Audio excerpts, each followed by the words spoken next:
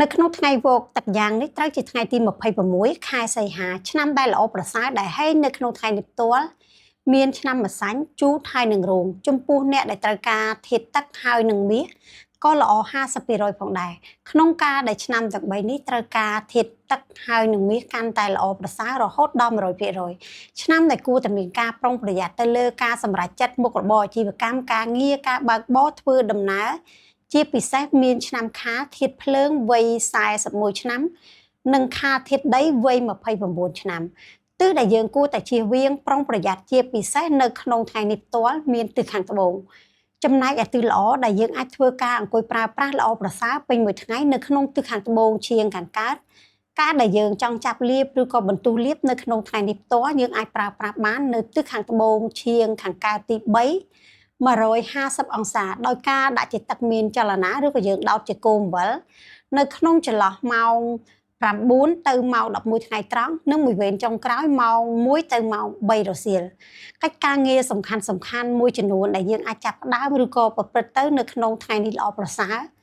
ដូចជាការចាប់ផ្ដើមការងារថ្មីការបណ្ដាក់ទុនវិនិយោគការផ្ដាច់ឬក៏រំលាយកិច្ចសន្យាអាពាហ៍ពិពាហ៍ផ្លាស់ប្ដូរទីលំនៅធ្វើទីផ្សារតំណងអធិដ្ឋានសមាធិបន់ស្រន់ដំណើរកម្សាន្តហើយនឹងការស្វែងរកការព្យាបាលតាមបែបវិទ្យាសាស្ត្របណ្ឌិតសុខភាពល្អប្រសើរចំពោះកិច្ចការងារដែលយើងគួរតែមានការប្រុងប្រយ័ត្នទៅលើការបុកគ្រឹះសាងសង់ជួសជុលគួរតែមានការយកចិត្តទុកដាក់ខ្ពស់នៅក្នុងថ្ងៃនេះផ្ទាល់តែម្ដងនៅក្នុងថ្ងៃទី27ខែសីហាខាងមុខនេះជាវេលាលេងសើចបងប្អូនអាចធ្វើការលេងសើចបានគ្រប់គ្នានៅក្នុងករណីយើងមានអារម្មណ៍ថា stress ស្មុគស្មាញសើចជួបតែរឿងមិនល្អភាពមិនរលូននៅក្នុងមុខរបរអាជីវកម្មការងារតំណងក៏ដូចជាមានបញ្ហាសុខភាពច្រើនជាពិសេសសម្រាប់អ្នកដែលឆុងឆ្នាំហើយនឹងឆុងខែនៅក្នុងខែនេះតែម្ដងយើងអាចធ្វើការលេងសើចបានទាំងអស់គ្នាចំពោះការលេងសើចនេះយើងអាចយកជាអំបិលហេម៉ាឡៃនេះបាននៅក្នុងការប្រើប្រាស់លាងសើចឬក៏បងប្អូនអាចមានជាសេកនេះក៏បានដែរចំពោះសេកនេះវាមានលក្ខណៈដូចជាធូបអញ្ចឹងយើងងាយស្រួលនៅក្នុងការអុជមានន័យថាយើងអុជចំនួនមួយដើមនៅក្នុងបន្ទប់មួយយើងមិនបាច់នៅក្នុងការគ្រប់គ្រងមើលវាទេវានឹងលុតខ្លួនឯងហើយវាងាយស្រួលនៅក្នុងការប្រើប្រាស់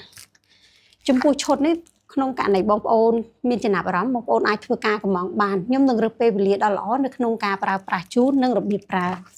សម្រាប់សំណួរឬក៏ចម្ងល់បន្ថែមបងប្អូនអាចទម្លាក់នៅក្នុងក្រុម Telegram ដែលខ្ញុំដាក់ជា link និង QR នៅពីលើ page នេះផ្ទាល់ជូនពរសំណាងល្អ